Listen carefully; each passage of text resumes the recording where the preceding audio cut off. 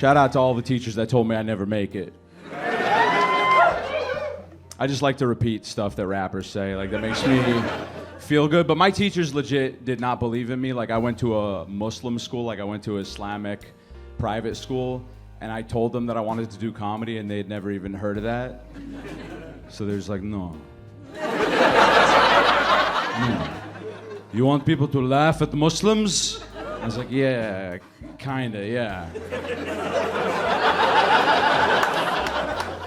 I had another teacher who was also the imam. He was like the religious leader, and he found out that I wanted to do comedy, and he took me aside in like a private moment, and he said, you want to be a funny guy, huh?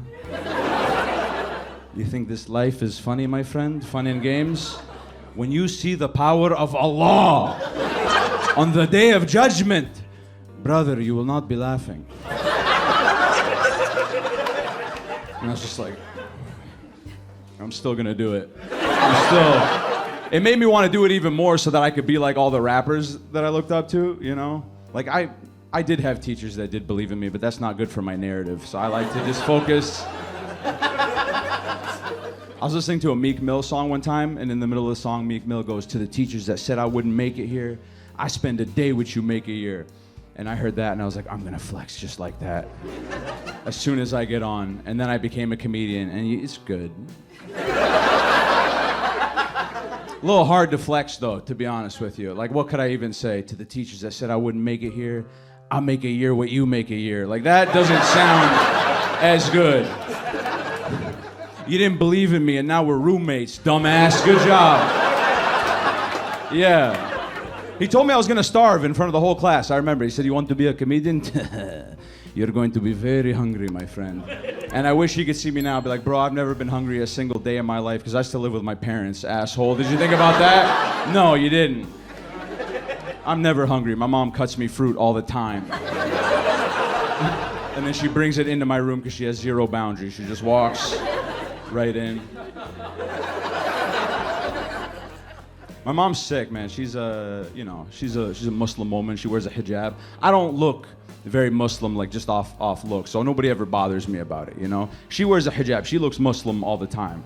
One time she told me a story. Yeah, it's like a Halloween costume. She looks Muslim all the time, you know? So one time she told me that she was driving around and a guy pulled up next to her in traffic and saw that she was wearing the hijab, and he like flipped her off, and then he like followed her in his car for a while. And I was like terrified when she told me this. I didn't want to ask her this question, but I asked. I was like, Mom, have you ever like thought about taking off your hijab? And she was like, Malik, I would rather die a martyr than let those people change me. I was like, all right, Tupac, fucking relax. Jesus. Chill out. Don't talk like that. Don't wish a motherfucker would. That's exactly the opposite of what I wanted. She's nuts. Crazy talk. But I was proud of her. Like, I don't want her to change anything about herself, but I want her to be safe. So it's like, what do we do here? You know, like something's got to change. Society is not going to change. So it's like, we got to figure something out. What I'm thinking of doing is coming out with a line of hate crime-proof hijabs that my mom can wear. Completely hate crime-proof, okay? First one, I'm thinking standard, just Confederate flag hijab. Because listen, that's gonna short circuit. Nobody's gonna know what to do when they see that. Next time some guy pulls up next to my mom in traffic, he's gonna be like, ugh. She got us. She wore the piece of cloth that we like. And this is another one. This is a prototype. I don't know if it's ready for the streets just yet, but all white hijab, but just a little bit pointy in the back. Just a little bit pointy. Not all the way, but just deceptively pointy, just for some peace of mind.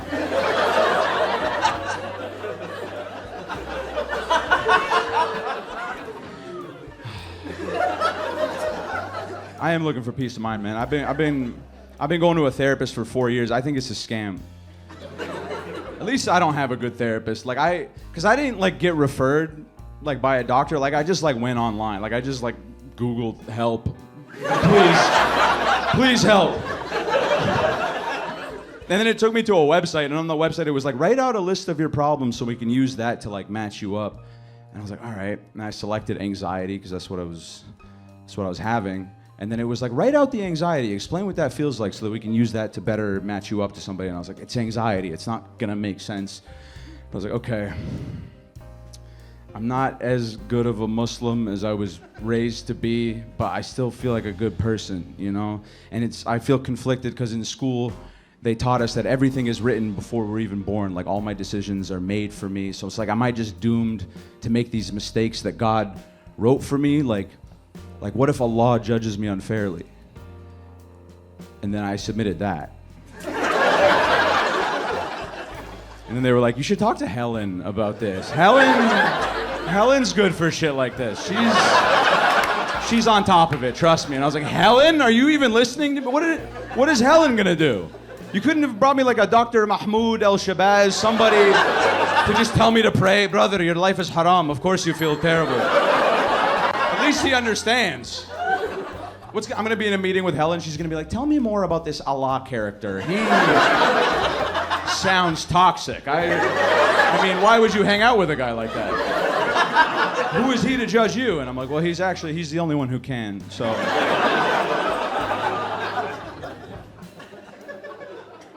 And that's my therapist, Helen. I've been with Helen for about 4 years. And we get into arguments. Like, I'll fight with Helen because, like, she just tries too much, like, too new age of ideas. It's not practical. This is when I knew, like, I have to find someone else, is when she asked me what my astrological sign was in the middle of a set. Like, my therapist was like, what's your star sign? I was like, Helen, come on. We can't both be mentally ill, you know? It's gotta be... We're just two crazy people yelling at each other now. We don't need to be in an office. She's like, you're an Aries. And I was like, you're good, Helen, you're good. You can stay. Yeah, I'm working on, you know... Because I get angry a lot, so I'm trying to figure out, like, what's good, what's the right thing to get angry about. Because I'll, like, you know, there's stuff that's, like, not worth it to get angry about. Like, it's just... This is when I realized I had to stop doing it, was when Kyrie Irving got in trouble. When Kyrie got in trouble, that was big. Because he was, like, my favorite basketball player. He's one of the best basketball players of this generation. And he got in trouble because he shared an anti-Semitic documentary on his Twitter. It was wild. Like, he, you know, like in the documentary, like, denied the Holocaust. It was, like, nuts. And, like, they wanted to kick him out of the NBA, and I agreed. I'm like, this is bullshit. There's no place for that. But then I caught myself in the middle of it, and I was like, wait a second, why am I even mad at this guy?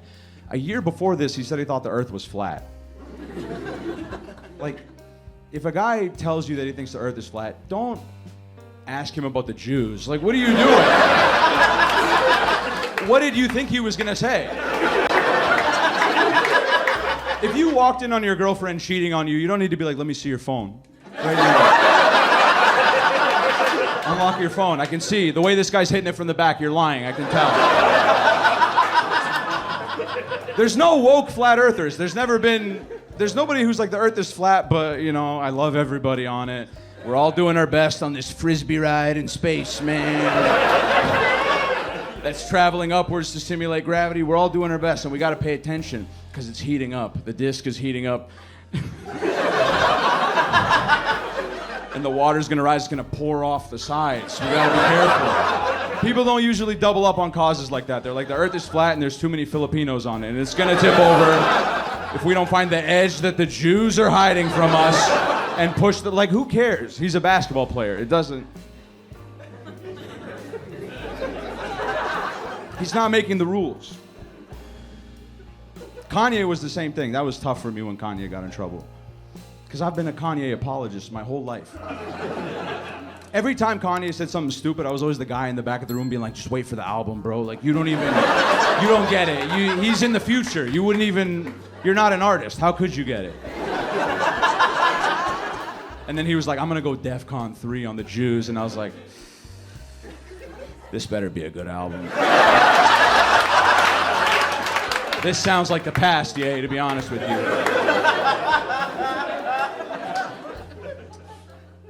My family's from Lebanon. You know, I'm from Canada. Like, I'm raised in Canada. But my mom raised over in Lebanon. She tells me wild stories about what that was like for her. In 1982, Israel invaded Lebanon. So my mom grew up with, like, Israeli tanks rolling through her village. Like, they used to come into the house and do check stops all the time. It's a crazy way to grow up. One day, the Israeli military fired a missile at my grandma's house, and it broke through the wall and just landed inside and just spun out. And they just all had to like just didn't explode. The missile just did not go off. And they all just had to like back away from the missile and just like pray that nothing happened. And then the Israeli military just came and like scooped it up. They're like, sorry about that. And then they just took it and left.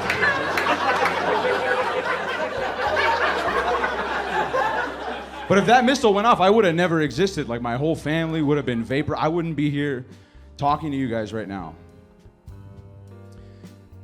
So I still listen to Kanye sometimes, you know? Like, I feel that's fair.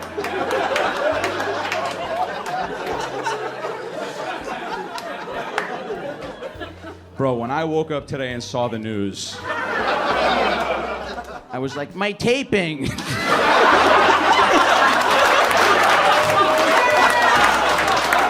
You guys are a dope crowd. That's good, thank God.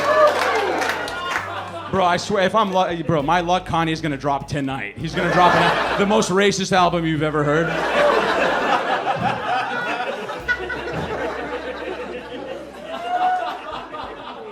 So this is the first year of me doing stand-up where I've gotten to like travel a lot, and it's been very fun. It's a lot of travel. I'm not complaining, but it's, you know, it's a lot. So I'm trying to like figure out how to streamline that experience, because something would always go wrong. I would lose my boarding pass or something, and then I would be in the line fumbling with my email, holding it up. So I started doing this thing where I'd make my phone background my boarding pass, just so it'd be easy to scan in real quick. But I also do this thing where sometimes before I come on stages, I make my phone background like a list of my jokes, just so it's easy for me to reference, just like 1 or 2 words to remind me. And I forgot to switch it. And I just went to get on the plane. I just showed like a nice lady that works at the airport a list that said Islamic school, prove them all wrong. Bulletproof hijab. My therapist is the crazy one. And Israel payback. And I was just sitting there like, oh, no. I think that stuff's funny. Thank you guys very much.